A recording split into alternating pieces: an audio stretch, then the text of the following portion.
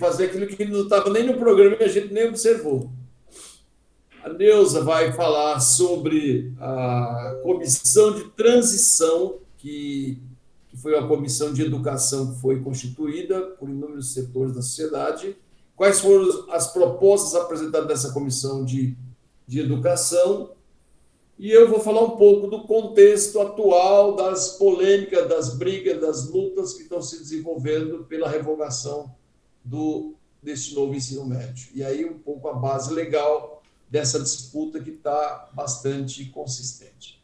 Então vamos aguardar até que hora a gente começa? 10h05, tá bom?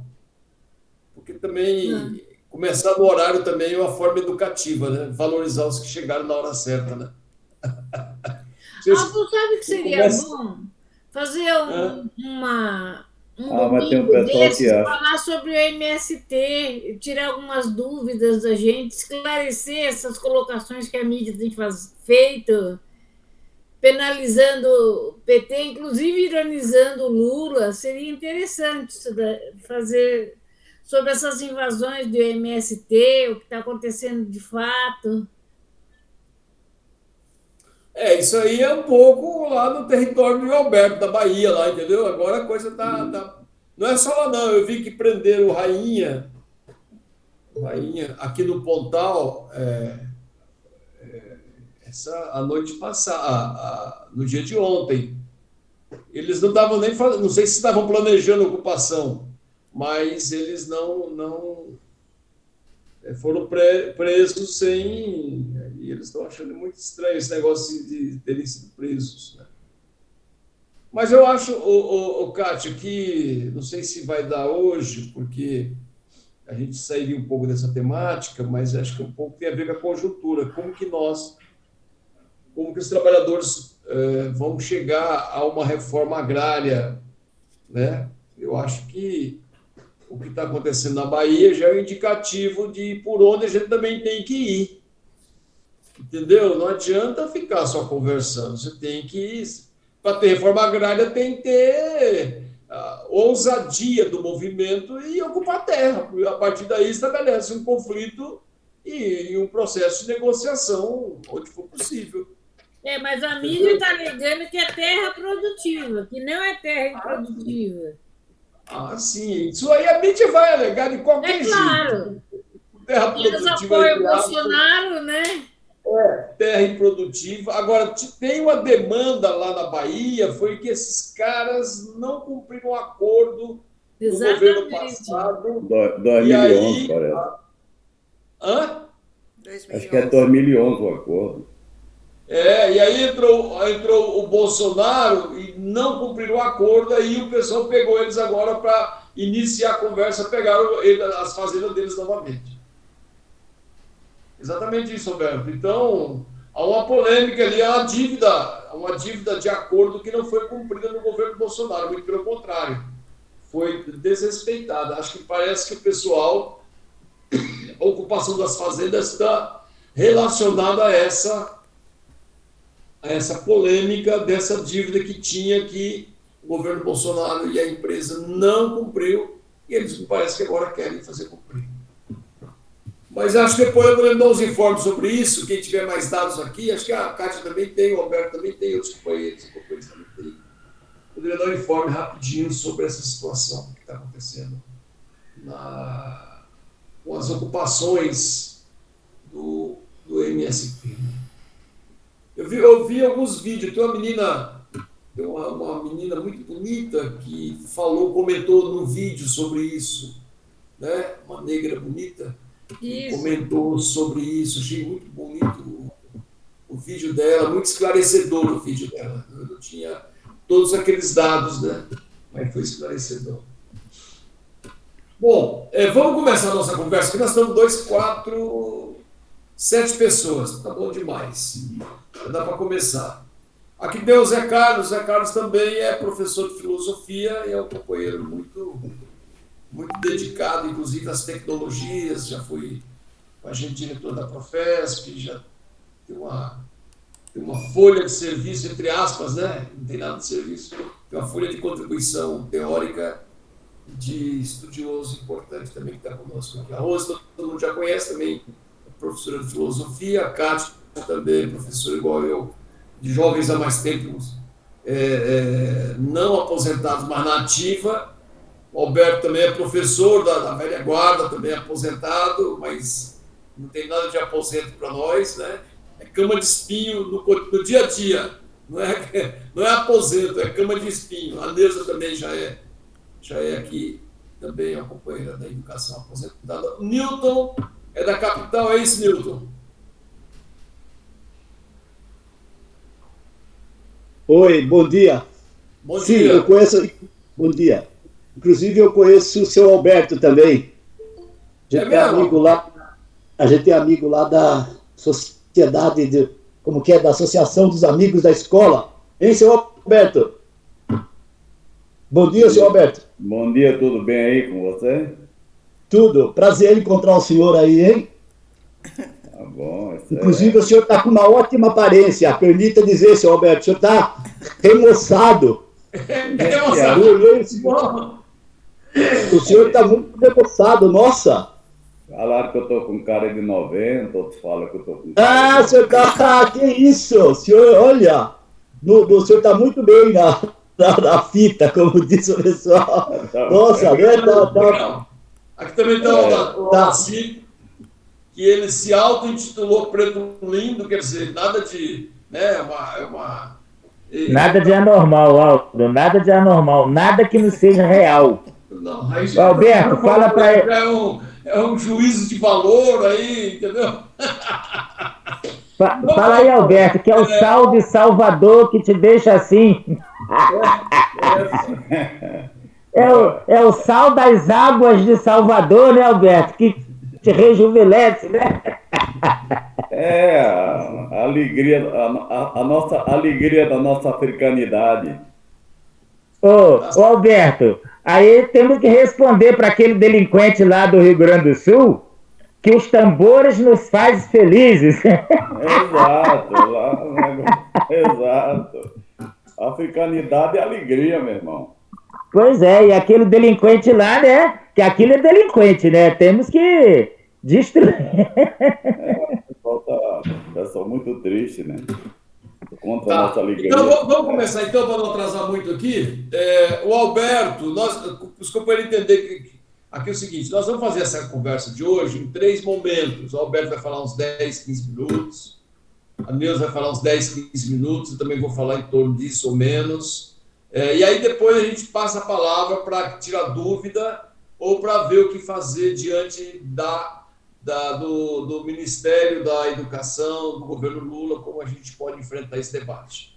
Alberto, estou com você, tá bom? Eu quando faltam uns 2 minutos, eu falo 2 minutos, tá bom, Alberto? Fale mesmo, tá? Porque às vezes a gente não se disciplina ali. Aqui. Tá. Deixa eu botar o relógio aqui para eu me acompanhando também. Isso, ajuda aí. Eu acho que existe uma decisão, uma resolução da OCDE, essa organização internacional aí dos países capitalistas, com 37 países, que todos os países têm que fazer a sua reforma do ensino médio. É a lógica do capital, procurando aumentar cada vez mais o exército de reserva de mão de obra, cada vez mais precarizada, como acontece. Como está acontecendo em todo o mundo. E o Brasil, na medida em que entrou um governo de direita, o governo de Temer, procurou seguir essa orientação, acatar essa determinação do OCDE. E aí partiu através de uma medida provisória, sem conversa com ninguém, sem conversa com a comunidade educativa, com professores em particular, sem nenhuma conversa, sem nenhum diálogo, simplesmente através da medida provisória, entendeu? E partiu para a reforma do ensino médio. Aí houve reação, houve movimentos, né, de jovens aqui, e que procurou, que conseguiu que a coisa ainda não fosse pior. ainda não fosse pior, porque o projeto original tiraria de cara sociologia, filosofia, educação física, parte de arte, enfim, tiraria quase tudo no atinente àquela parte da grade, aquela parte do conjunto de disciplinas que possa contribuir para a consciência crítica, para a consciência cidadã, para a consciência crítica e até a consciência de classe do conjunto de alunos. Simplesmente isso. Partindo do princípio de que, entendeu? Em cima do discurso de que é preciso deixar o aluno livre para fazer a sua própria escolha. Aí ele teria alguma base no ensino fundamental, e na hora de ingressar no ensino médio, aí é a hora do aluno fazer a sua opção. Como a sua opção profissional, de acordo com o seu gosto, de acordo com a sua vontade, de acordo com a sua perspectiva de prazer. Uma coisa assim para um aluno de 14, 15 anos que não tem maturidade ainda para dizer, olha, isso que eu quero ou aquilo. Nesse contexto. E, enfim, é uma forma de, na realidade, tirar o direito do povo, o direito dos alunos, filhos da classe trabalhadora, do direito à educação. E na medida que você reduz a educação a uma simples opção que o aluno vai ter que fazer, uma opção profissional, que o aluno pode escolher qualquer coisa.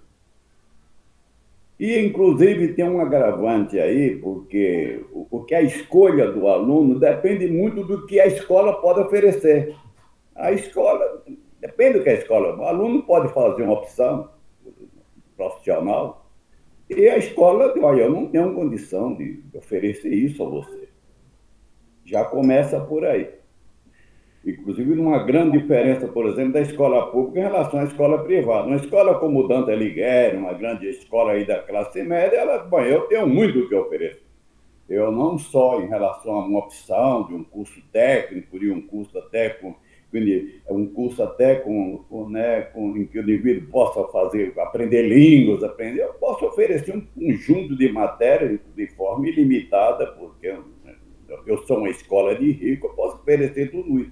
Uma escola pública ela não tem condição de oferecer para o aluno o que o aluno quer segundo a sua vontade.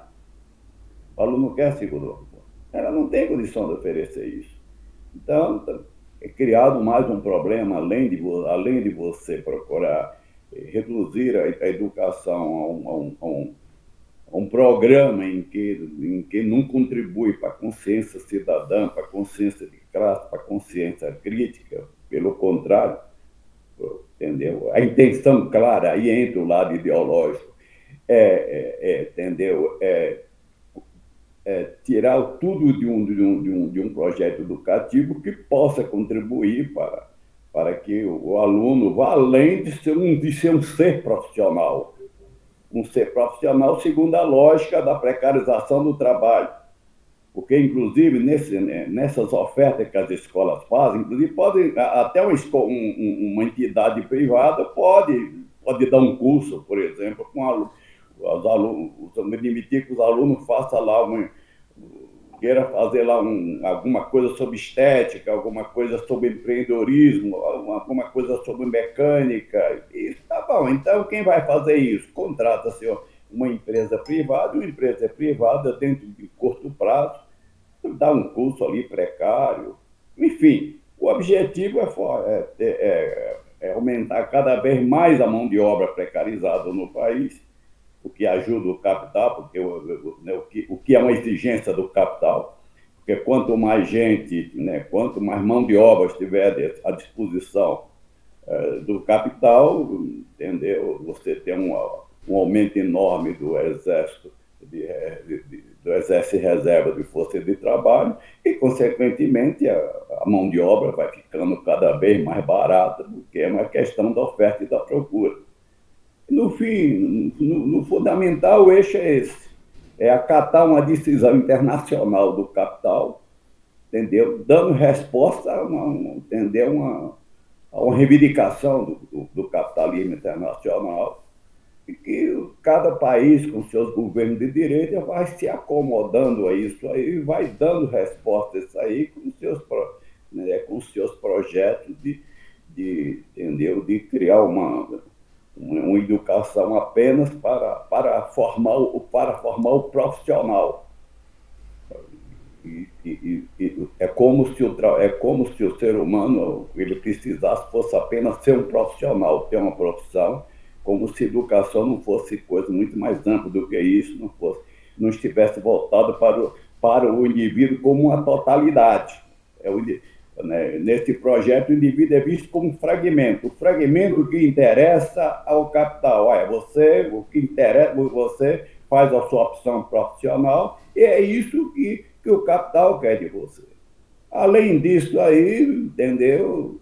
Além disso aí, é uma reivindicação do campo progressista, do campo democrático, do campo de esquerda, que está preocupado com a questão da consciência cidadã, está preocupado com a consciência de classe. Então, na realidade, o nosso objetivo é tirar todas as matérias, todas as disciplinas que apontam nessa direção do campo progressista, do campo humanista, do campo socialista, tirar tudo isso e reduzir a educação simplesmente a uma opção profissional. Além disso, o aluno tem mais um agravante. O aluno ele acaba indo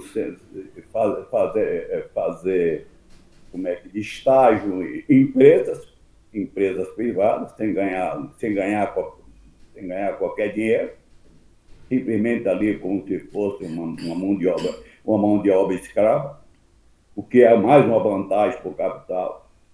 Não é por acaso que as empresas, que as escolas privadas, inclusive, se entusiasmaram muito com isso, principalmente as maiores, né, escolas privadas, porque as escolas privadas pequenas não vão ter condição, inclusive, de oferecer nada, vão ter condição de oferecer o mínimo em relação às opções do aluno, a chamada escolha livre do aluno.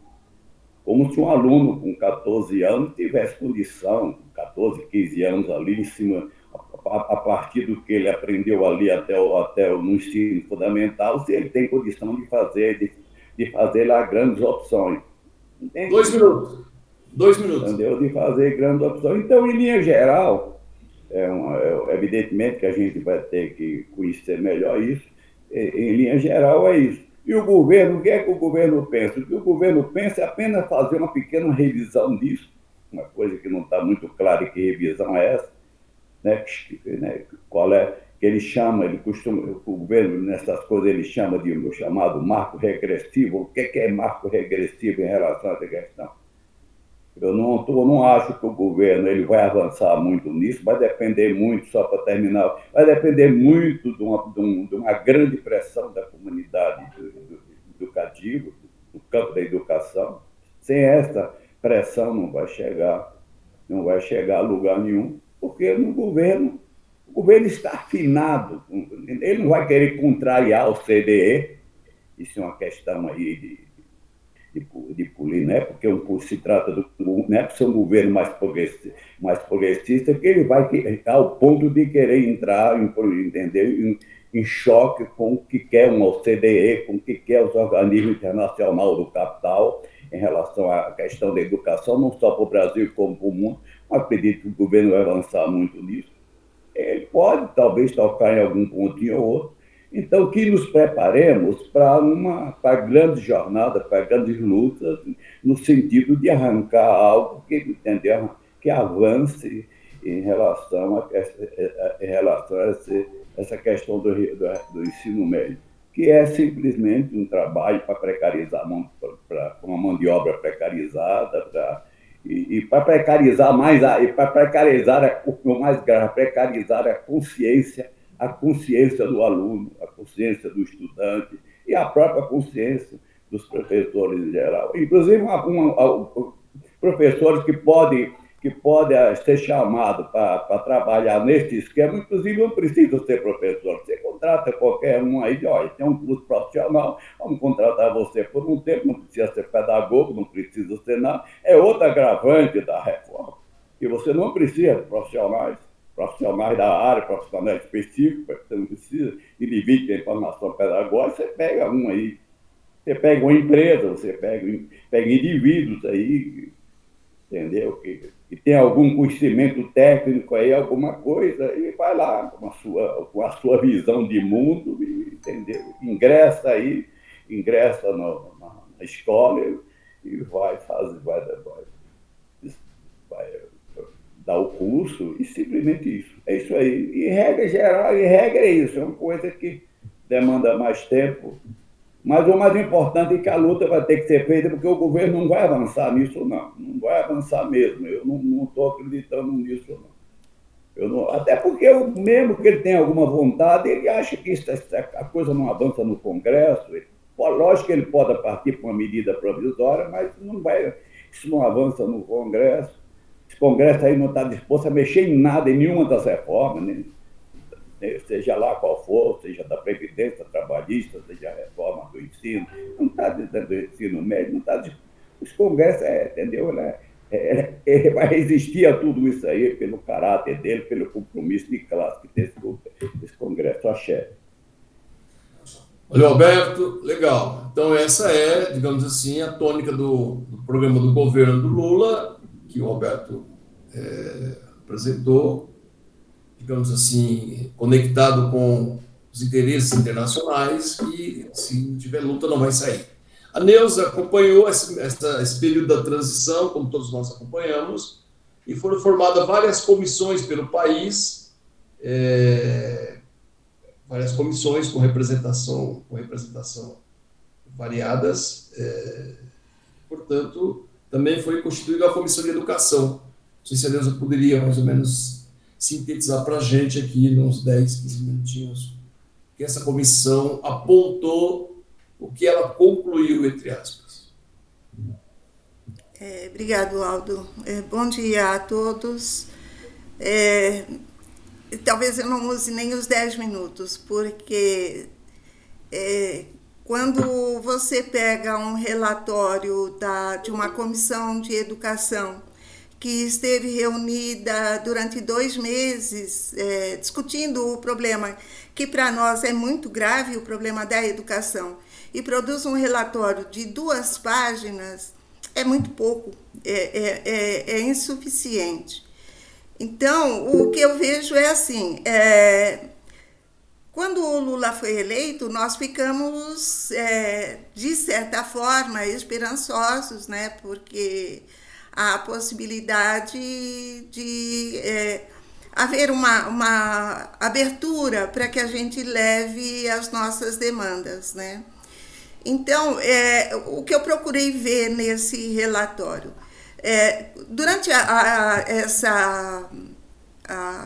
os trabalhos dessa comissão, a gente acompanhou de perto, vendo a posição de muitos grupos, muitas pessoas aí, nomes, pessoas renomadas, né, no estudo da educação, e praticamente todos foram pela revogação dessa reforma do ensino médio.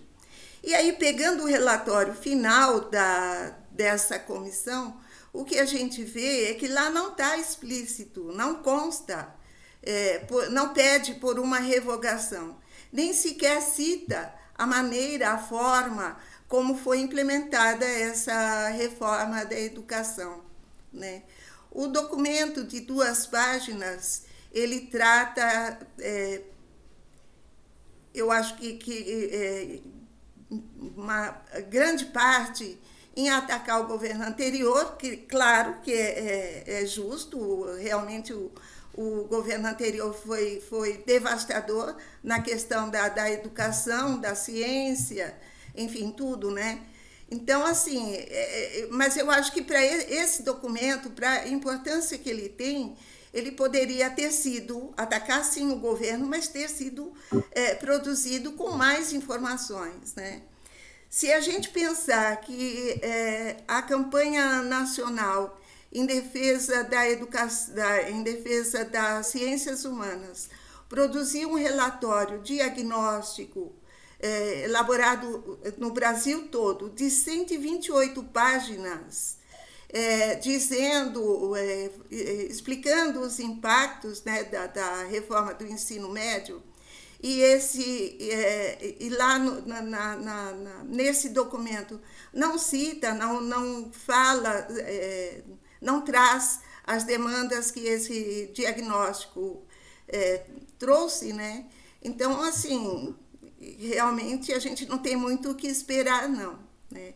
O que eu vi de positivo nesse documento, e isso se resume a um único parágrafo no documento, que é a possibilidade de retomar os comitês de discussão, né? E aí, nessa retomada, que a gente acredita que realmente vai haver, nessa retomada, sim, a gente tem condição de fazer parte, de levar as nossas demandas e, a partir daí, então, promover alguma mudança, né?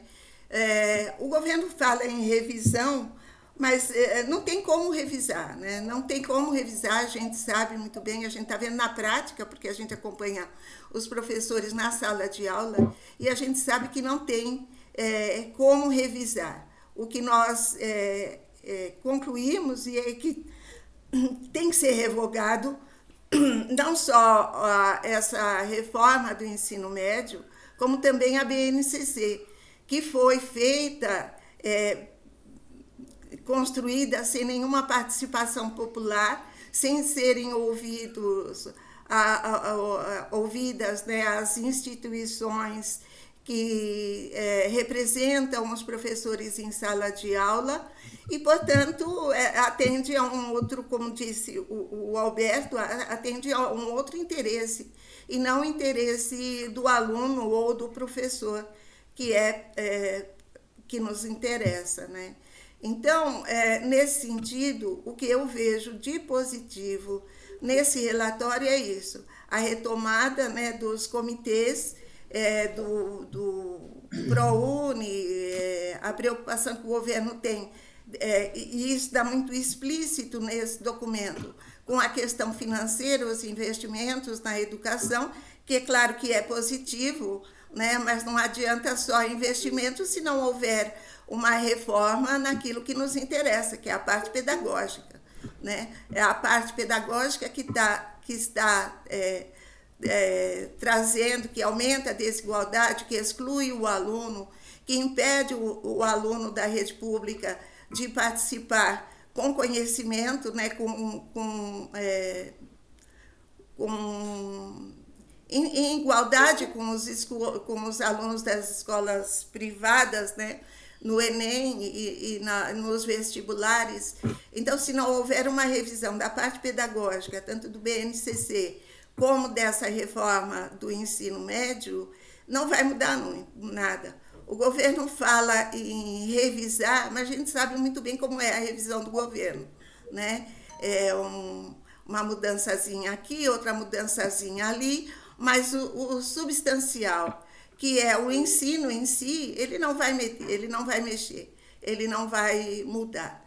Então, o que eu vejo para nós, que o que resta é realmente a gente lutar, né? E realmente a gente se unir aos movimentos para que se forme um movimento grande e forte pela revogação do ensino médio, para que se forme comissões que reestude, né, a forma como foi implantada a parte pedagógica dessa reforma, né, e da BNCC.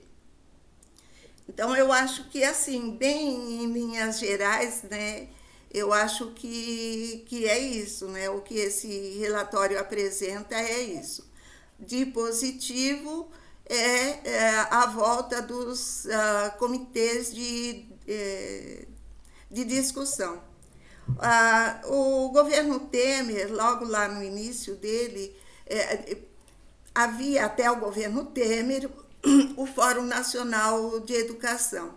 E esse Fórum Nacional de Educação é o fórum que discutia as questões do ensino no Brasil inteiro. O Temer, quando assumiu o governo, ele cortou a participação de conselhos, tal. Enfim, ele tirou a condição de atividade desse fórum. Depois, no início do governo Bolsonaro, o que ele fez foi extinguir de vez o fórum, né? Mas esse fórum, as pessoas que faziam parte, as entidades que faziam parte desse fórum, eles não se conformaram com isso e continuaram atuando. Criaram o Fórum Popular Nacional pela Educação. E esse fórum continuou existindo. Então, agora, há a possibilidade, já se discute, né, da retomada desse Fórum Nacional. Então, eu acho que, assim, nesse Fórum Nacional, fazer parte dele, levar as nossas demandas, as demandas específicas de cada disciplina das áreas das ciências humanas, isso é importante, né? Então, o que eu vi nesse relatório, basicamente, foi isso. De positivo, então, a retomada dos comitês, a retomada que não está lá no documento, mas que a gente já viu na mídia e que há a possibilidade do Fórum Nacional Oficial, né, instituído pelo governo, voltar a atuar. Existe a possibilidade também da criação do SNE, que é o Sistema Nacional da Educação, que é uma instituição criada na Constituição e que nunca foi implementada. Então, o documento cita a necessidade de implantar, de fato, essa instituição, né, que é o SNE. Então, eu acho que é isso, né? Eu acho que a gente tem que continuar lutando, fazendo a mobilização. A gente está vendo aí, os alunos estão se manifestando. Essa semana a gente viu aí, eu mesma publiquei lá nos grupos um manifesto dos alunos. Os próprios alunos estão se organizando. Existe um chamado aqui em São Paulo foi chamado pela UBS, no dia 15, de uma grande mobilização nacional contra a reforma do ensino médio. O Sindicato dos Professores, a parte da oposição, também está chamando um movimento, né, de revogação, apesar do nosso sindicato aliado à a que deveria ser a nossa central sindical, que é o CNTE, eles estão chamando pela revisão também. Para nós, eu entendo, né, e eu defendo que não interessa a revisão. O que nós queremos é a revogação e devemos lutar pela revogação dessa reforma do ensino médio. Eu acho que é isso. Ok, Neuza, obrigado. Bom esclarecimento. Só esclarecendo que tanto a Profib quanto a Profesp também nos manifestamos encaminhando documentos para essa comissão de transição e nos posicionando, né? E a Neuza fez o levantamento dessas propostas e grande parte das propostas, claro que foram sintetizadas num grupo, numa página, né? Enfim, muito pequena. Bom, eu queria, só para complementar a discussão, depois nós vamos abrir, porque aqui tem companheiros que têm experiência importante, experiência no campo aqui do debate. Aqui entrou o Albert, o Carlos, entrou também o Dr. Jaime, que é um advogado das causas populares, que está fazendo um trabalho importante aqui em São Bernardo do Campo. E aí depois já tinha aqui presente outros companheiros, depois nós vamos conversando e nos apresentando rapidamente, tá bom? Bom, companheiros, esse debate, alguém me informa quando eu fizer 10 minutos aí, pode ser, Neuza? Ou Kátia, alguém pode me dar um toque, olha, 10 minutos, porque se deixar a gente fala demais, né? A gente não tem limite, ou seja, os conteúdos são ilimitados, né? A Alvira também está aqui, isso, a Alvira também está. Então, veja, eu publiquei recentemente no portal ABC da Luta, carta aberta pela revogação da reforma do ensino médio. Essa reforma do ensino médio, ela foi materializada na Lei 13.000 415 de 2017. Então, tem uma lei que disciplina o funcionamento, a aplicabilidade da reforma do ensino médio. Então, veja, isso está tudo legalizado, está tudo, né, dentro dos conformes do ponto de vista das instituições. Em 2013,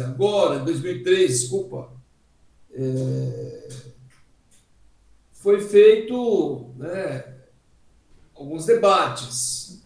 E os debates e seminário 2003, 2013, 2023, e os seminários e os debates feitos apontavam no sentido de buscar o ensino médio que tratasse da ciência, da cultura e do trabalho. E com a evolução dessa discussão, eles incluíram a questão da ciência, cultura, trabalho e tecnologia, porque, concretamente, a juventude hoje, ela parte de uma premissa significativa que digamos assim, a capilaridade do desenvolvimento das tecnologias como uma ferramenta utilizada nesses trabalhos. A base dessa lei, qual a lei que eu mencionei? A Lei 13.415 de 2017, a base dela é uma medida provisória 746 de 2016 do presidente golpista do Temer. Então, o Temer, aproveitando um debate que já tinha no Congresso, inclusive com um dos companheiros do PT, né, deputado de Minas Gerais, ele então aproveita o debate e rapidamente institui essa medida provisória que tem um poder de lei por 120 dias, né? E essa lei depois, essa medida provisória, então, vai se transformar na referida lei que eu citei, que é a Lei 13.415/2017. Então, veja, 16 você tem o Temer, o golpe, o Temer já procura mostrar serviço, e mostrar serviço aqui, eles vão naquilo que é fundamental na sociedade, fundamental na cabeça humana, que é o domínio da educação. Eles vão interferir na educação, porque é a partir da educação que se constitui valores, normas, princípios, elementos fundantes, elementos determinantes de uma sociedade de uma maneira geral. Por isso que o Ministério da Educação é um ministério extremamente disputado e que tem um valor muito grande na sociedade. Todo mundo, perto de uma eleição, fala de educação, mesmo não sabendo nada de educação. Aliás, todo mundo fala de educação, menos os professores que poderiam e deveriam ser chamados para falar de educação, não. Todo mundo fala de educação, porque tem um valor muito grande do ponto de vista ideológico de dominação ou promoção de escravidão ou libertação de um povo. A educação é fundamental. Veja, o que acontece então com a medida 746 de 16, que atropelou o debate que vinha desde 2012, né? Em 2016 também há uma reação da juventude, né, que luta em defesa do ensino médio, e também uma luta das universidades contra essa medida provisória. Então, ela não passou assim como uma coisa tranquila. Teve reação dos estudantes. Quem não se lembra das ocupações de escolas? Eu participei desse debate aqui em São Bernardo, apoiamos a ocupação de várias escolas, estimulamos, incentivamos os alunos, que foi determinante nesse processo de resistência. Então, a ocupação de escola em 2016, que foi, digamos assim, uma continuidade em outros moldes de toda aquela rebelião desorganizada no primeiro momento de 2013, onde milhares de pessoas tomaram as ruas. Lembra do aumento da passagem Então, não era nada pelo aumento da passagem. Depois é que nós ficamos sabendo que tinha ali todo um debate da guerra híbrida, né, determinando aquela forma de comportamento, e que o movimento Passe Livre, eles tiraram o passe, colocaram o B, movimento brasileiro, né, para tentar dominar aquela multidão de pessoas que foram às ruas. Então, veja, a medida provisória, então, ela foi convertida na Lei 13.415 de 2017. Bom, o que visava estruturação a partir dos livros didáticos, já começa a alteração dos livros didáticos nessa formato da nova lei. Então, você vai ter toda um direcionamento voltado para produzir conteúdos neste processo. Em 2018, nós temos a BNCC, a Base Nacional Comum Curricular, e a Base Nacional Comum Curricular também vem nesse bojo, nesse contexto e nessa linha de manutenção daquilo que estava em curso já, de uma maneira geral. Bom, nós temos, então, com a aprovação do Temer, qual que era a grande... Depois nós temos a pandemia, que cria um grande abismo, uma grande separação. Qual que era os 3 pontos que se objetivava com a reforma e com a medida provisória do Temer? Ensino médio mais atraente para os alunos e que eles poderiam, então, escolher seus itinerários formativos. Aliás, só um parênteses, infelizmente, a Dilma, num determinado dia de manhã, eu vejo a Dilma na Globo falando, não, imagina, tem que mudar o ensino médio mesmo. Você imagina com 12 disciplinas, ninguém aguenta, filosofia, sociologia. Então, a Dilma também carrega nas costas essa sua posição em contradição com o movimento, que o próprio governo Lula, que tinha aprovado a filosofia e a sociologia como disciplinas obrigatórias na rede pública brasileira. Então, veja, qual que eram os 3 pontos que justificavam que essa medida provisória? Então, o ensino médio mais atrativo para os alunos escolherem, inclusive, seus itinerários formativos. 2, ampliar o ensino em tempo integral. A lei aqui é muito objetiva. Ela fala em ampliar a educação integral, ampliar o ensino em tempo integral.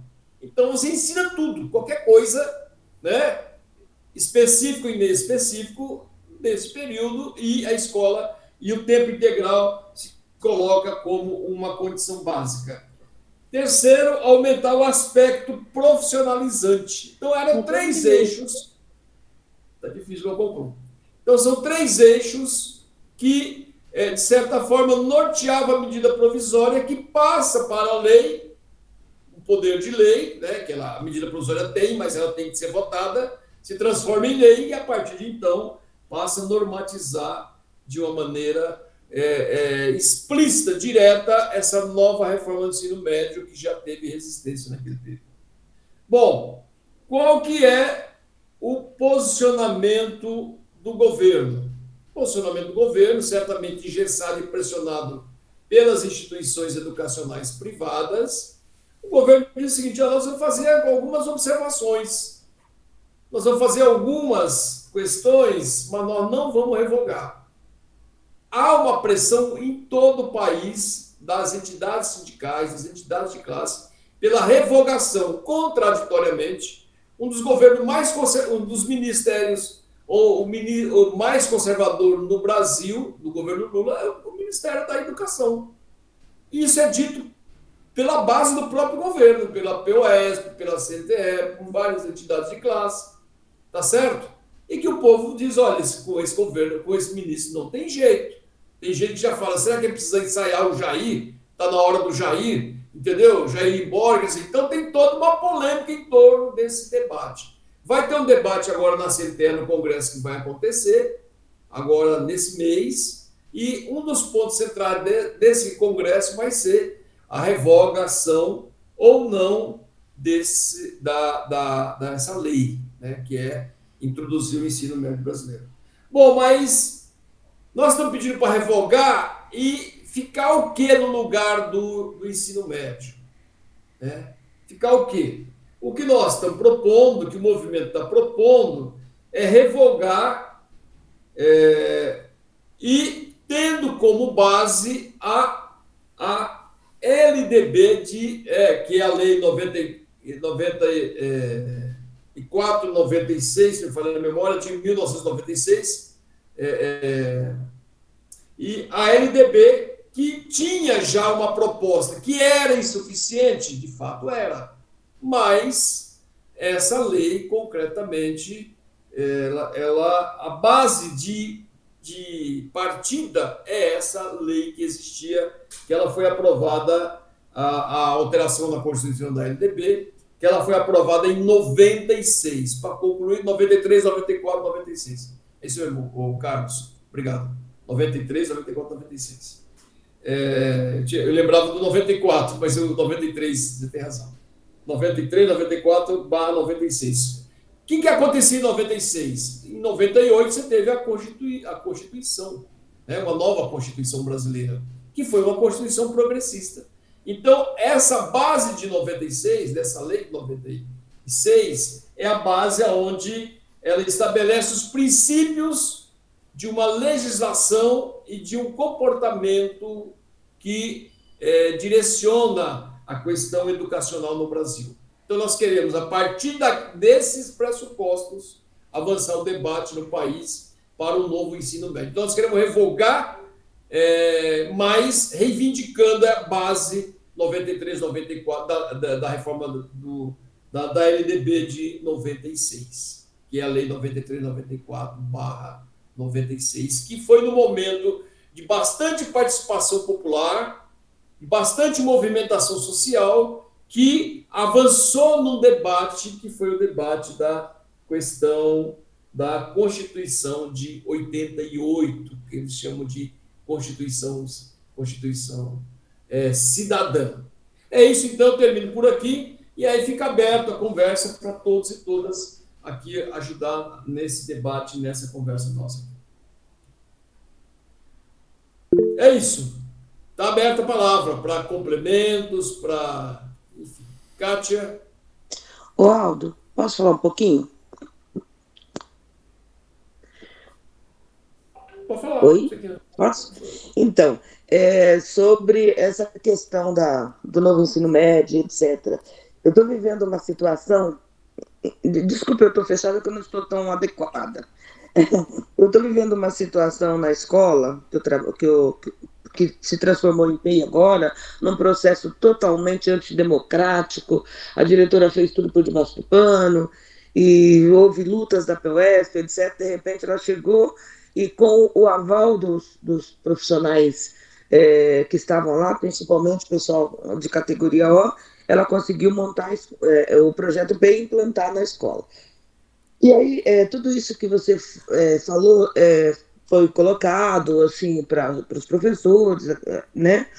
E sexta-feira, nós tivemos assim, sexta-feira não, desde o começo do ano, ficou clara como esse processo é antidemocrático. Primeiro, que a diretora passou por cima de tudo isso. Segundo, quando ela reabriu a escola de aproximadamente 1.000 alunos, nós tínhamos aproximadamente 400, e desses 400, todos os dias estão caindo a demanda. Todo dia tem solicitação de transferência. Por quê? Porque, na verdade, não corresponde ao que a comunidade deseja, né? Eu estou falando do PEI, né? E lá na escola, os adolescentes precisam trabalhar, e toda aquela problemática de família e tal, e ficar o dia inteiro fora de casa não está contemplando todo mundo. Qual foi uma das maiores surpresas? No começo do semestre foi lindo, maravilhoso, aquela entrada, aquela coisa, parecia uma coisa global, cada aluno que chegava era sabe, tinha até banda para receber, foi a coisa mais bonita de se ver. mas pelo jeito não agradou tanto. Quarta-feira, nós estamos com um mês mais ou menos de ano letivo. Sexta-feira, ela chegou no final do período e disse: gente, nós vamos fechar 3 salas. E fechando 3 salas, por falta de demanda, porque o pessoal está saindo da escola, foram dispensados 5 professores. E em momento nenhum não houve nenhuma preocupação com o realocamento desses profissionais. Os professores foram informados que teriam uma atribuição na diretoria. Então, é aquela coisa, né? O papel aceita tudo, e enquanto nós não nos colocarmos como movimento em prol de revogação, sabe, a coisa não muda. Então, está claro que para qualquer coisa que a gente queira, a nível social, a nível educacional, é necessário luta, é necessário movimento social. Eu estou, assim, triste de ver mães de família, né, desamparadas. Nós tivemos professores lá, teve uma delas que ficou totalmente desamparada, sem aula, vai perder, tem toda aquela história do vínculo, 5 anos depois que você pode voltar, e outra, e ir para a escola, voltar para a escola. Se eu resolvo sair da escola hoje, fazer o meu documento e sair da escola hoje, eu vou desamparar os colegas de outra escola que eu escolhi. Então, a situação está bastante desafiadora para a gente. Mas eu tenho assim, uma consciência um tanto não tão carregada, porque eu sei da luta que foi feita lá na escola, carro de som, para que não colocassem o projeto lá, mas a maioria, que era o grupo da diretora, eles pagaram para ver, e hoje a própria vice me disse: nós estamos lascados, porque isso provavelmente não vai dar certo. E é isso. Bom dia a todos. Alvira. Bom, Alvira, obrigado. Eu acho que na ordem aqui, como eu estava tentando falar, eu não consegui talvez perceber a ordem. Acho que na próxima agora é a Kátia, depois o Chico, depois o Carlos, é isso? A Kátia, Aldacir, Chico e Carlos. Tá, então vamos lá, Kátia, 2 minutos. Uma coisa que eu assisti, apesar da Globo ser um lixo, né? O Globo lixo, que a gente sabe, esses dias eles passaram uma pequena reportagem sobre essa mudança do ensino médio, e foi falado que os alunos estão perdidos. Eles não sabem o que vai ser deles, como vai ser esse ensino médio. Então, as mães também estão preocupadas. Tem aluno que a menina ela falou que está até com depressão, porque não sabe o futuro, não sabe o que eles vão ter no ensino médio. Estão totalmente perdidos. E questão do atrativo para quem, né? Que nem o Aldo falou,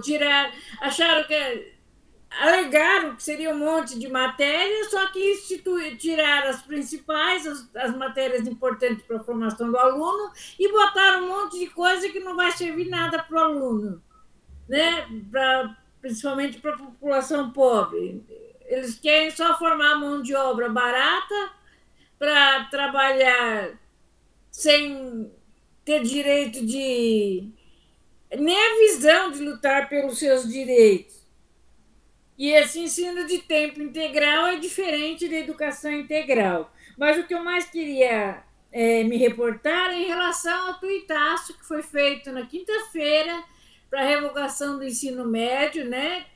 O Janazzi e a Luciene, né, que formaram esse tuitaço, ainda tinha poucas frases, ainda não temos cards, mas inclusive eu coloquei nos grupos, foi feito o tuitaço, eu fiz só das 7 às 9, porque tinha outro compromisso às 9, mas eu acho importante a gente participar. Eu vi que, infelizmente, a maioria dos tuitaços ali, não sei se a Neuza, não lembro se a Neuza participou, a maioria foi o Janazzi, coitado. Eu estava olhando lá, o Janazzi participou praticamente tempo integral e a maioria foi ele que postou. Inclusive, eu nem poderia ter ficado aquele dia, mas eu fiquei com dó de ver tanto empenho dele e a gente não colaborar. Então, eu acho muito... Talvez quinta-feira vai ter um novo tuitaço e eu acho que seria importante a gente participar, nem que seja 1 hora. Mas se cada um fizer o seu papel, participar pelo menos um pouco, eu acho que a gente dá força para o movimento. E o movimento é para revogar o ensino médio, o novo ensino médio. Era isso aí. Obrigado, Kátia. Aldaci, depois Chico, depois Carlos. Bom dia mais uma vez a todos e todas. Ora, tem esse debate, eu penso que ele tem que ser muito mais profundo do que, assim, precisa ser. Eu até quero sugerir aqui que os historiadores possam trazer ao debate a história da educação brasileira, a história da escola pública. A gente precisa resgatar isso e entender como se deu a criação da escola pública. A escola pública ela foi criada lá com os alforriados, aqueles que estavam já alforriados, que reivindicavam a escola para os seus filhos, porque até então a educação era dada nas fazendas aos filhos dos fazendeiros pelos padres jesuítas.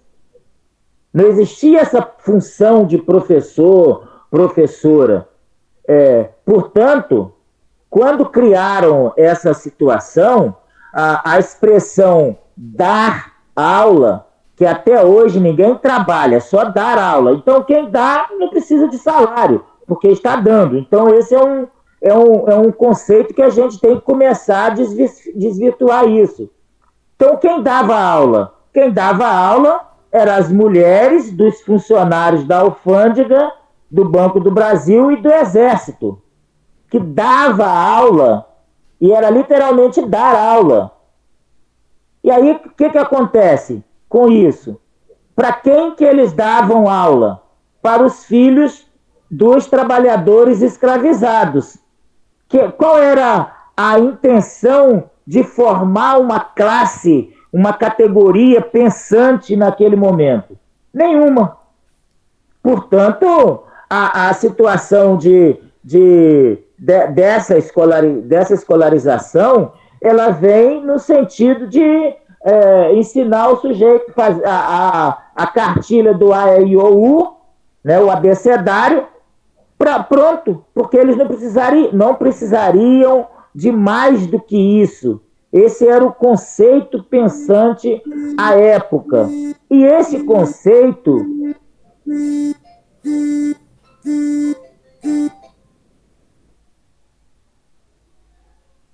Parou aí o telefone? E esse conceito, ele vem até os dias atuais. Portanto, o que eu observo é que nós precisamos, sim, fazer uma reforma do ensino, como uma reparação, voltando lá no período escravocrata, abolição, passando por isso e chegando aos dias de hoje. Então, nós temos aí uma tarefa, e não é uma tarefa simples, e, portanto, não dá para destrinchar aqui de uma forma mais geral, mas eu quero sugerir aqui que, principalmente, a Profib, a Profesp, em que a gente formule um documento que nós estamos trabalhando para os próximos seminários que nós estamos trabalhando, com uma questão de força de lei, até para que a profissão de professor, professora de filosofia seja regulamentada. Porque até hoje essa profissão não é regulamentada. Você não tem uma função de professores regulamentada. Portanto, ela é levada de qualquer jeito.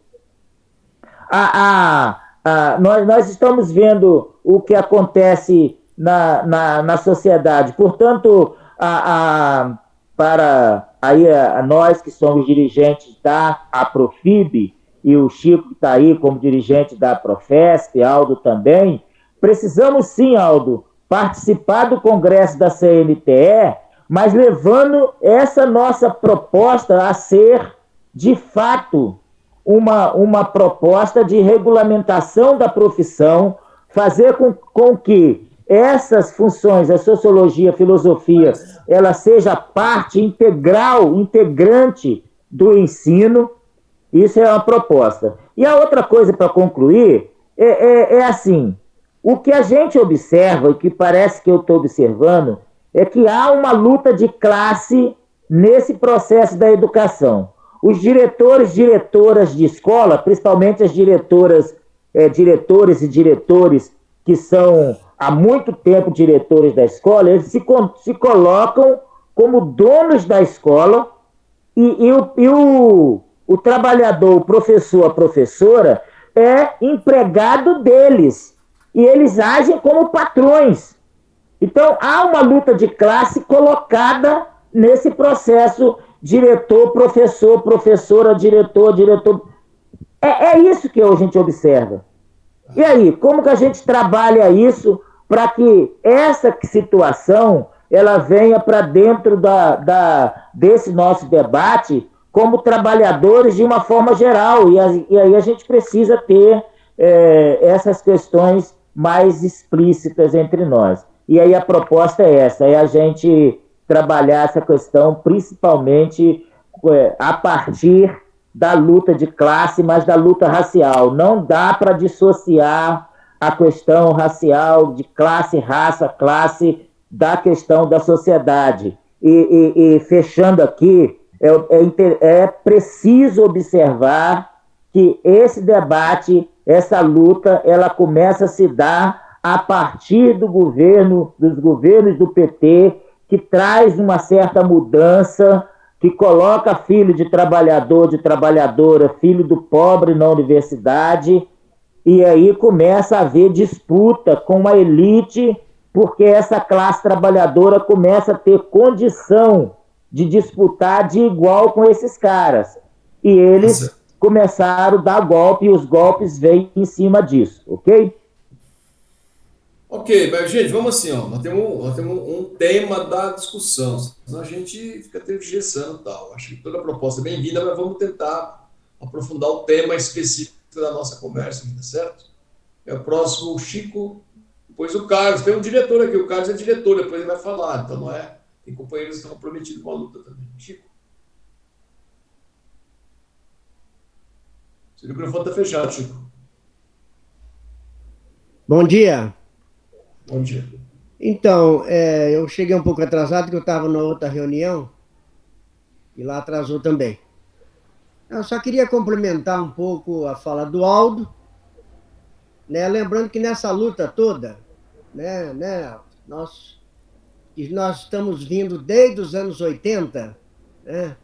Porque a luta da filosofia foi a luta pela educação, né? Nós estivemos sempre nessa luta. E eu quero lembrar só que em 2016, o governo Temer tinha lançado aquela medida provisória 746, é isso? 2016. Em dezembro, nós fizemos nosso terceiro encontro na Uninove. E nós debatemos isso. Inclusive, a Chauí e o Severino estavam lá, entre outros. Nós fizemos um abaixo-assinado contra aquele documento. E eu me lembro que eu falava, as outras disciplinas não estavam nem aí. Desculpa, eu sou curto e grosso. História, sociologia e tal. Eu achava que quem ia ser prejudicado era só a filosofia e a sociologia. Nós fizemos um encontro com mais de 300 professores na Uninove, soltamos um documento e também soltamos um livro. Viu, Aldacir? Você fala em história. Na introdução desse livro aqui, ó, A Filosofia Toma Partido, tem toda uma história que eu e o Aldo escrevemos sobre a história da filosofia, mas foi retomada desde o início da educação colonial no Brasil, onde a filosofia era ensinada pelos jesuítas. Não só a filosofia, a própria educação era jesuítica. Né? Tem que lembrar que tinha toda a escola pública, isso que o Aldacir falou, mas a educação oficial era dos jesuítas, né? E eles ensinavam índios também, Havia os jesuítas do interior, os jesuítas, que eu fui jesuíta, eu sei disso, e os jesuítas dos colégios, que davam aulas para a burguesia colonial, certo? E aí a filosofia era ensinada. E a gente traz isso até 1900, até o 2018, que nós publicamos esse livro. Então, nós participamos dessa luta, né? E depois, em 2018, o tema do nosso encontro na Alesp foi sobre a BNCC, da Profesp. Tinha uns 400 professores, inclusive a PUESP participou, mandou representante, o Celso Favaretto esteve lá, quer dizer, foi um encontro importante e continuavam muita gente não lutando, como eu não vejo hoje luta de algumas entidades que agora parece um monte de herói. Me desculpe, quanto mais gente lutar, melhor. Mas agora tem gente saindo com a bandeira dizendo que está preocupado com o ensino médio. Mas quando a lei foi aprovada, do Temer, a 13.415, pouca gente se deu conta que o negócio não era legal. Então, só quero dizer o seguinte, não quero aqui dizer que nós fizemos mais ou menos. Nós estamos nessa luta e quando o Aldo falou de todos os estudantes, da ocupação de tudo isso, e não citou que nós da Profesp, junto com a Profib, que a Profib sempre esteve junto com a gente, né? Nós participamos, inclusive, desse documento. Se você não tem esse livro, Aldacir, eu mando para você, você pega com a gente, eu mando o e-book. Aqui tem toda uma história da educação do Brasil e da luta, que nós geralmente esquecemos, né? Junto com isso, eu quero citar aqui três documentos importantes, e minha dissertação de mestrado, porque aqui chegou a hora de falar, olha, o ensino médio tem que revogar para quê? Nós já temos proposta. A proposta curricular de filosofia e filosofia da educação da SEMP, antes da SEMP ser fechada, está lá na proposta de filosofia, está aqui, ó, a proposta.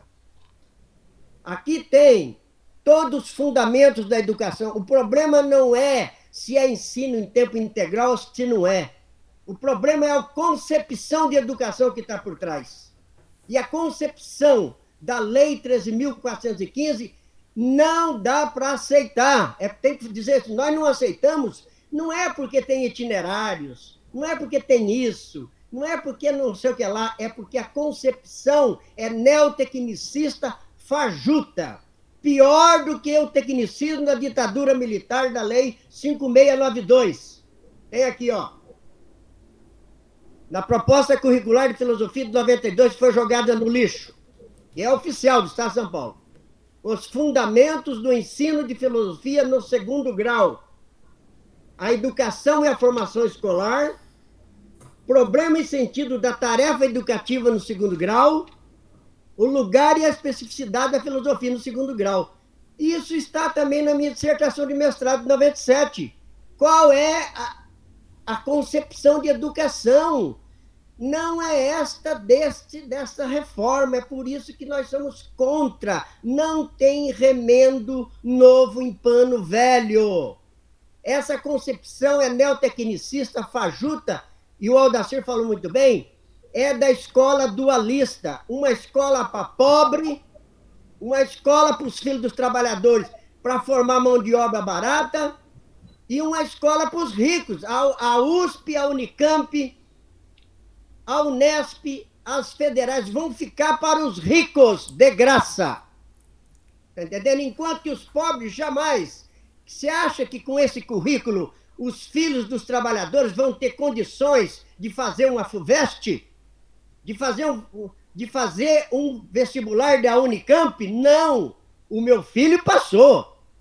Mas, sabe, nem naquele tempo dava, imagina agora, né? O Aldo bem falou aqui, com a LDB de 96, ainda tinha uma coisinha de bom. Ainda tinha filosofia lá, sociologia e tal. Agora não tem nada. Então, é curto e grosso. E eu aceito a proposta do Aldacir para terminar. Nossas entidades devem fazer um documento e falar, nós somos contra por isso e por isso. E o que nós propomos é isso, e já tem discussão teórica sobre isso. Eu tenho a minha dissertação de mestrado da USP, que eu fui aprovado. Está lá as concepções, que é do Severino, que é do Celso, que é do Franklin, que é de todos os grandes, que é do Saviani. Uai, para que a gente tem que discutir agora o quê? Vamos chamar o quê? Ah, é o Caras, é não sei quem, é o pessoal novo, aí tudo bem, venham junto. Mas nós já temos concepção para discutir e temos intelectuais para discutir. Então, nós não podemos chegar agora e falar somos contra, e como se nós não tivéssemos nada a favor. E eu só quero lembrar que no encontro da PUESP, está aqui no livro também, viu? No encontro da PUESP, que foi lá no interior, que nós tivemos lá, do coletivo de Filosofia, Sociologia e Psicologia, foi publicado um documento sobre a educação, sobre o ensino médio, sobre a reforma, pela PUESP, foi publicado, eu tenho esse documento, e lá está claramente a nossa concepção de educação, que não é essa desse governo aí. Então, nós já temos produção teórica, nós já temos história, nós não precisamos pedir bênção para ninguém. E, graças a Deus, os alunos agora estão vindo com a gente, eles vão vir. Agora, não vamos achar o seguinte, que está acontecendo agora. Não, isso está acontecendo desde o tempo da escravidão. E simplesmente eles querem manter a escravidão. E a gente tem que mostrar que nós temos o que mostrar, nós temos ideias. E nós não podemos aceitar essa destruição da educação no Brasil, que é para o Brasil virar o quê? Um fornecedor de commodities. O Brasil é um fornecedor de mão de obra de segundo grau, de segunda categoria, de terceira categoria, enquanto os países da Europa, Estados Unidos, China e Japão vão liderar o mundo na tecnologia e vão liderar o mundo nas ideias. Nós não podemos aceitar isso. Obrigado. Carlos. Obrigado, Chico. Bom, bom dia a todos. Bom dia, né? Eu queria começar a minha fala, pegando um pouco a fala do Aldacir, né, que ele provoca um pouco os diretores, né?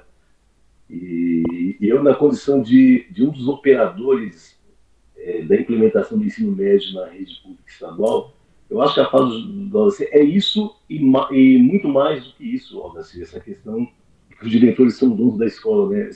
Se colocam donos da escola, nessa lógica do pequeno burguês, né? Acho que é muito mais que isso. Eu acho que a educação é um campo de disputa, né? E hoje, o que domina a educação hoje é o paradigma do empresariamento. Né? A gente sabe que o que domina é isso.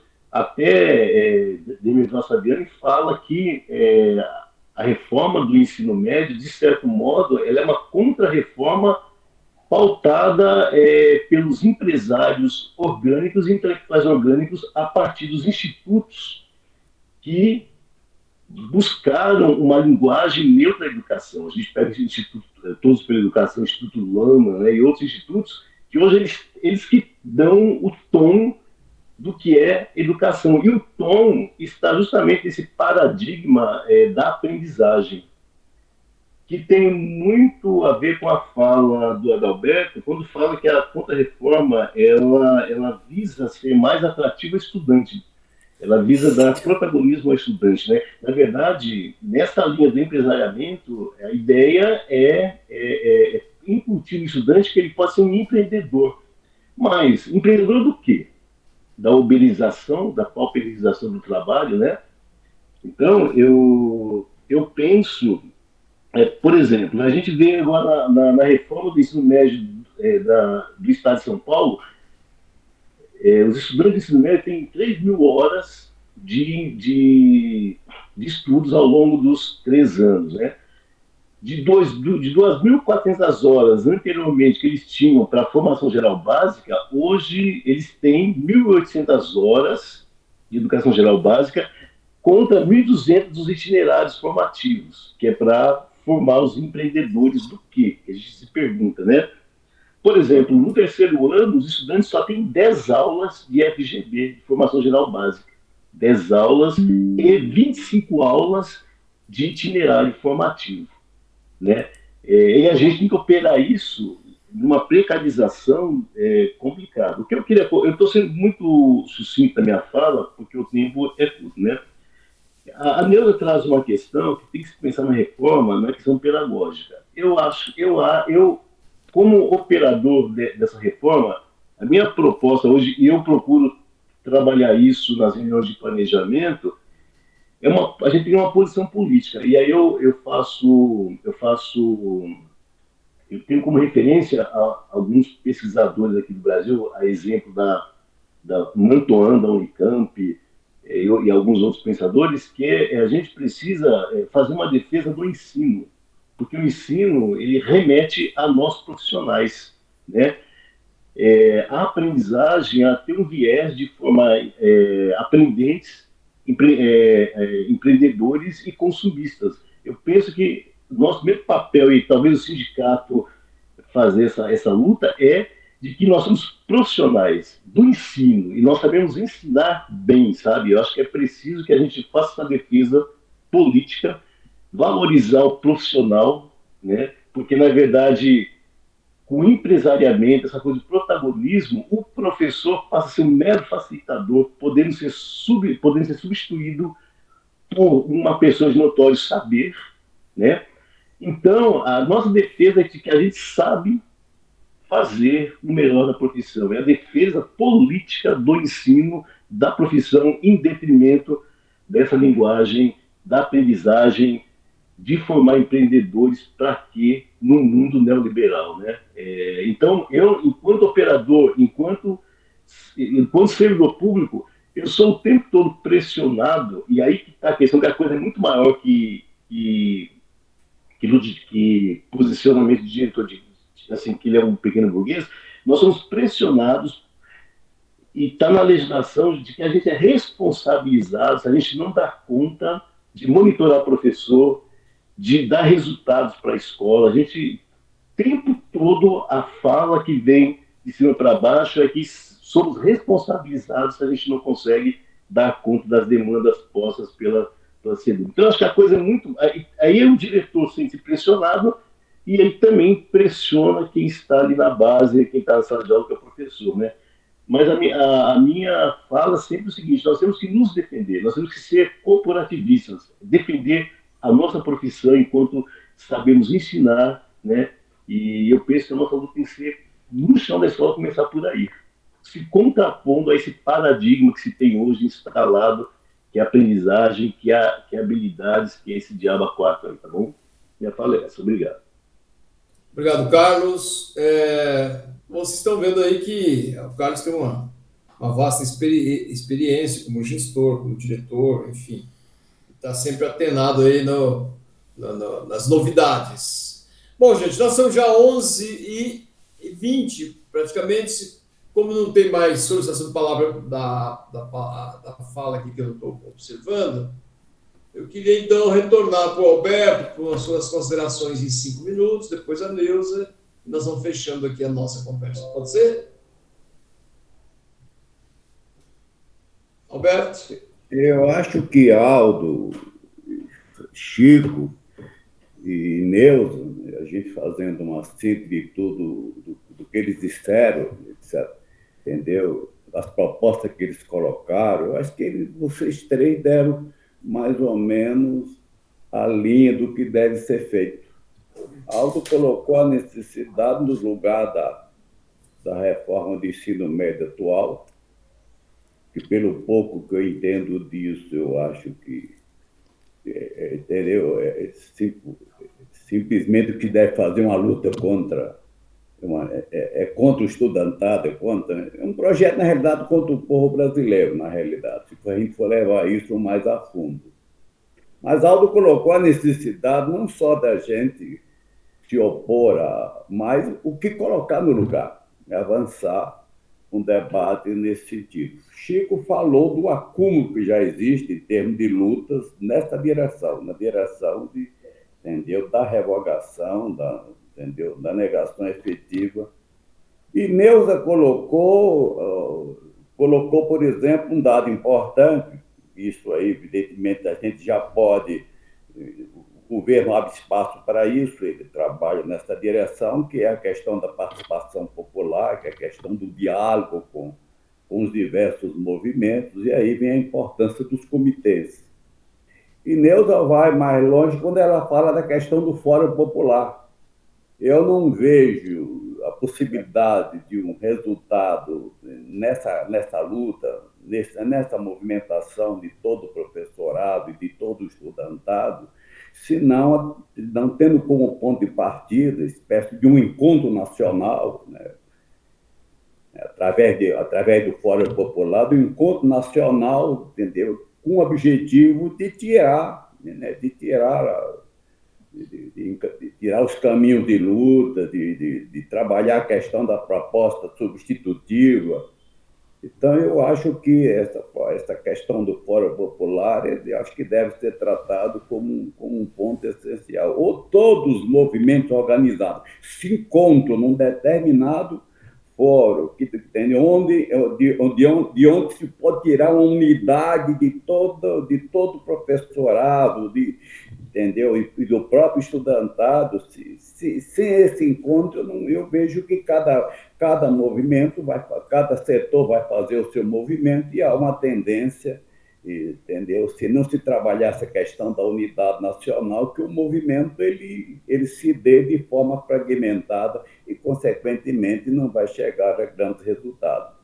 Vai chegar a regra. E, por fim, eu quero dizer o seguinte: no mundo da educação, diferentemente das outras áreas, da debate das ideias, a gente se debate sempre com dois projetos. O projeto do próprio Estado, do Estado, que é um Estado que não é algo imparcial, que é um instrumento de classe, e, do outro lado, de quem luta, né, por uma outra sociedade, evidentemente, vai trabalhar dentro de uma outra perspectiva, que é a perspectiva, inclusive, principalmente da transformação da sociedade. A gente vai se debater sempre com basicamente dois projetos. Um projeto para conservar e um outro projeto para negar o que está aí.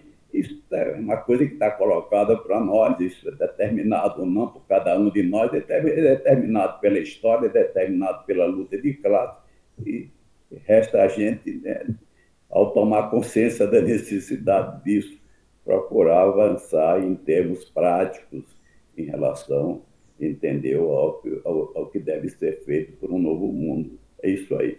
E, rapidamente, é isso que a gente pode dizer. Obrigado, Alberto. Neuza, 5 minutinhos. Então, assim, eu acho que é um debate que tem que ser levado, né, à exaustão na sociedade, e a gente tem que fazer isso. Onde há possibilidade, a gente tem que alimentar essa discussão. Como disse o Alberto, eu não vejo outra possibilidade, né, da gente conseguir algum resultado se não for através da união. Tem que ser a união. Não adianta a gente ficar aqui esperneando, cada um no seu espaço, cada um no seu lugar, se essa voz não sai daqui. Então, para que a gente seja ouvido, realmente tem que ser uma grande união, né? E eu também vejo o fórum como essa possibilidade, né? Então, eu acho que é isso. E quero dizer uma coisa, eu me sinto aqui solidária ao Carlos, porque não é difícil estar na gestão, né? Ser o comando, né, do governo, né, na sala de aula, com relação aos professores e aos alunos, vendo os problemas, né, e ter que dar conta disso. Então, assim, eu realmente valorizo demais quem tem essa capacidade, né, porque muitos a gente sabe que se entregam, né, muitos gestores se entregam, e a gente já viu gente aí que foi lutador durante muito tempo e quando foi para a gestão, simplesmente virou a casaca e passou a defender o governo. Então, eu acho que é isso, e eu parabenizo ao Carlos por estar aqui, por dar a nós essa força, né? E eu acho que é isso, né? Subliminarmente, ele está dizendo, continuem, que o caminho é esse. Eu acho que é isso que a gente tem que seguir, tá? Só com a unidade mesmo é que a gente vai conseguir alguma coisa. É isso, companheiros. Ok, Deus, obrigado. Companheiros e companheiras, nós estamos aqui na reta final. Aliás, o debate foi até rápido hoje, né? Mas foi um debate de profundidade, com conteúdo. Eu acho que isso que é importante, que diferencia essa nossa conversa aqui no domingo de manhã. 2 pontos que seria só para levantar. Primeiro, já havia no Congresso, com o Reginaldo Lopes, um deputado de Minas Gerais, um debate sobre uma eventual reforma.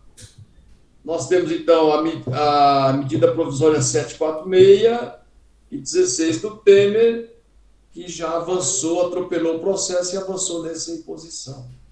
Nós temos também, em 2016, a resistência e organização dos estudantes do ensino médio e das universidades.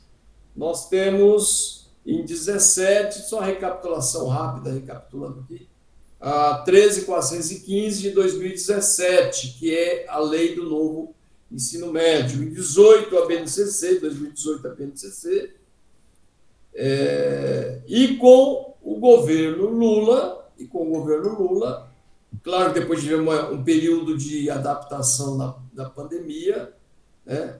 E o governo Lula tem a seguinte polêmica: reformar a lei, né? Ou seja, levantar alguns pontos, uma pequena reforma dessa lei, revogar essa lei, porque ela não há o que se defender. Primeiro, porque é uma lei que é fruto de um período de exceção, né? É o fruto do entulho autoritário golpista de Temer e de Bolsonaro, né?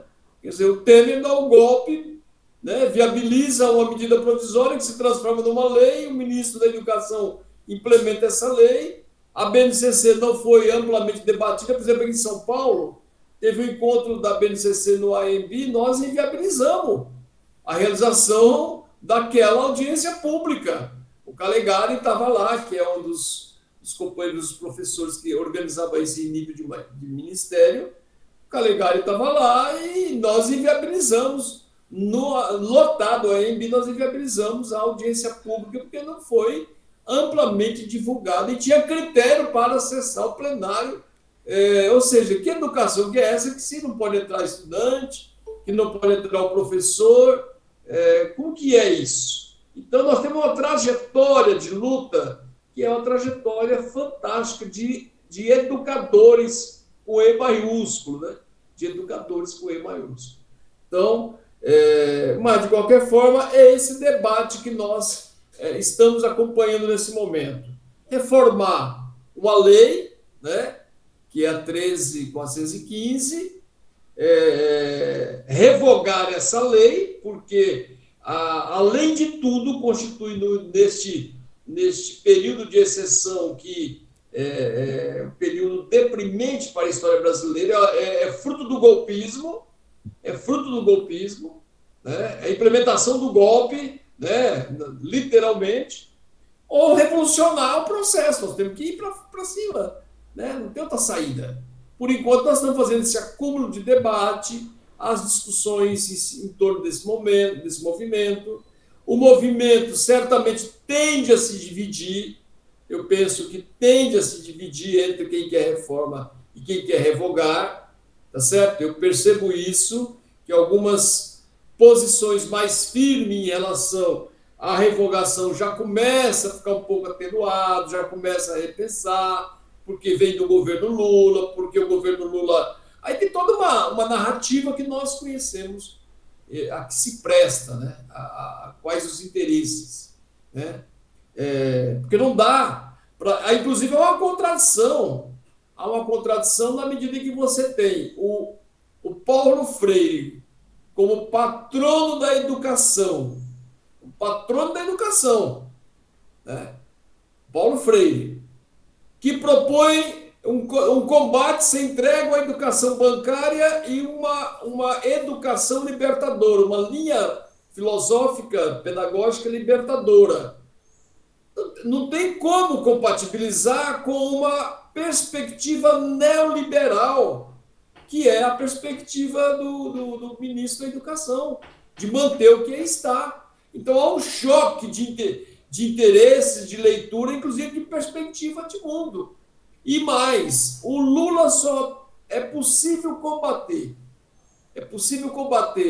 o fascismo, o neofascismo implementado no Brasil, só será exitoso o combate na medida em que se aprofunde o projeto de educação e de disputa ideológica do nosso país.